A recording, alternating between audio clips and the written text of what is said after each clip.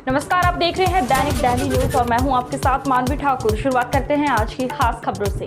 दिल्ली में गरीब परिवार तरस रहा है इंसाफ को, पर नहीं मिल रहा इंसाफ। आपको बताते चले कि मनोज कुमार अपने परिवार का इकलौता बेटा है, जो दिल्ली शास्त्री नगर से नोएडा काम करने के लिए जाता था। घटना 30 जून शाम की है, जब मनोज के नंबर से मनोज की पत्नी स्नेहा जायसवाल के पास फोन आया कि आपके पति का एक्सीडेंट हो गया है, आप हॉस्पिटल आ जाओ। जब मनोज के परिवार वाले हॉस्पिटल पहुंचे तो मनोज की हालत बहुत गंभीर देखी। मनोज के पिता सुरेश कुमार जी व बहन अनीता अंजू का कहना है कि एक तो हम वैसे ही परेशान थे और ऊपर से ये हो गया, जिसमें पुलिस भी हमारी कोई मदद नहीं कर रही है, क्योंकि जिस गाड़ी से हमारे भाई का एक्सीडेंट हुआ है, अभी तक पुलिस वो गाड़ी भी नहीं बरामद कर पाई, जबकि गाड़ी का नंबर DL 8CAM 7030 है। अब मनोज के परिवार ने दिल्ली पुलिस व उत्तर प्रदेश पुलिस से इंसाफ की गुहार लगाई है। दिल्ली से सलीम अंसारी की रिपोर्ट। मेरा नाम अनीता है, मैं मनोज की बहन हूँ, जिसके साथ घटना घटी है देर 5:30 बजे करीब 30 जून को। और वो अपनी बाइक पे थे और मतलब उनका एक्सीडेंट होने के बाद उन्हें गंभीर हालत में अस्पताल लेकर गए नोएडा सेक्टर 30 में। वहाँ से कॉल आई, पर वहाँ उन्होंने रेफ़र कर दिया था सफदरगंज में। तो हम लोग वहाँ सफदरगंज में भाई से जाके मिले। आपके पास किसकी कॉल आई? दिनेश कुमार जी की मेरे पास कॉल आई थी। वो रास्ते चलते लेके गए थे उनको जी। और वो हमें सफदरगंज में जाके फिर हमें मिले। वहाँ से भाई को मतलब इतना देख रेख कुछ नहीं हो रही थी, तो वहाँ से हम साकेत मैक्स ले गए उसको जी।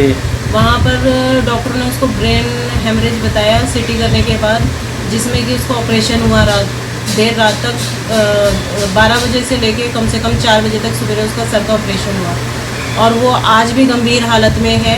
और जिसमें कि हमें परेशानी ये हो रही है कि हमारे साथ पुलिस कुछ भी कोऑपरेट नहीं कर रही है। हम सेक्टर 6 के थाने में सेक्टर 6 के चौकी पे गए, जहाँ जो उसके आसपास लगती थी, जहाँ पर उसके साथ घटना घटी थी। तो वहाँ पर हमसे पुलिस वाले ने जाके कहा कि मनोज तो एक्सपायर हो गया एक्सीडेंट में। तो मैंने पुलिस वाले से कहा कि आप देखिए, ये वेंटिलेटर पे है, बहुत गंभीर हालत में है और आप कह रहे हैं एक्सपायर हो गए। कह रहे हमें यही खबर मिली है, वो एक्सपायर हो चुका है। और वहाँ पर थाने वालों ने हमारे साथ बदतमीजी भी करी और 30 तारीख से आज 29 तारीख हो गई है, हमारी कोई सुनवाई नहीं हो रही है। और FIR के लिए मुझे उन्होंने 6 से 7 दिन दौड़ाया। कभी सेक्टर 20 चौकी पे भेजा, कभी फेज़ 1 के थाने पे भेजा, तो कभी सेक्टर 8 के थाने पे, सब जगह मुझे दौड़ाया। इतना दौड़ने के बाद फिर मेरी रिपोर्ट 7 तारीख को लिखी गई और उसके ऊपर भी मुझे कोई कॉल अभी पुलिस वालों की तरफ से नहीं आई है। मेरा मनोज एक बेटा था, मनोज कुमार जी। एक ही बेटा, बेटा ड्यूटी करता था जी। शाम तक बैठ के, सुबह से शाम तक मैं देखता रहता था जी। इंतज़ार करता था उसका जी। कब आएगा। न दिन को रोटी खाना जी। जब आता था मेरा बेटा, जब भी रोटी खाते थे जी, साथ में बैठ के खिलाता था अपने हाथ से जी। मेरी वाइफ भी ख़त्म हो गई, 2 साल हो गए, मैं वैसे ही गम में डूबा पड़ा था। मेरे बेटे ही एक सहारा था जो मैं जिलाता रहता था जी। रात को आए तो देखता था पापा सो गए, जग रहे हैं जी। और ये 30 तारीख का उसका एक्सीडेंट हुआ जी। मैं बेटा काम करता था जी। अपने ऑफिस के काम से ही कहीं भेजे गए उन कंपनी से जी। वहाँ जा रहे थे, रास्ते में एक्सीडेंट हुआ।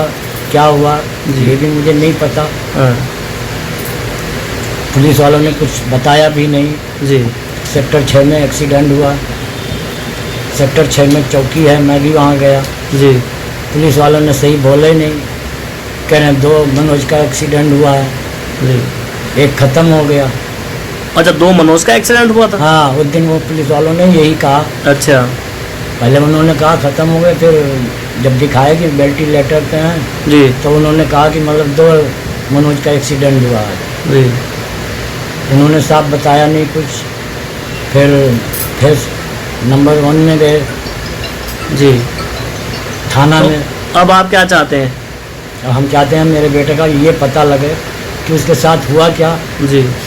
और इतने पैसे लग गए, हम तो वैसे ही तबाह हैं, कहाँ से हम कर्जा भर लेंगे जी। बेटा तो सालों अभी उठ नहीं पाएगा, ना उसके मुँह से आवाज़ आ रही है, ना अभी कोई आवाज़ भी नहीं आ रही है जी जी।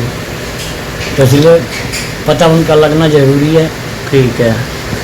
पुलिस वाले पता लगाएं, मैं यही चाहता हूँ बस। ठीक है। क्योंकि पुलिस आज की खबरों में बस इतना ही। देखते रहिए दैनिक दिल्ली न्यूज। नमस्कार।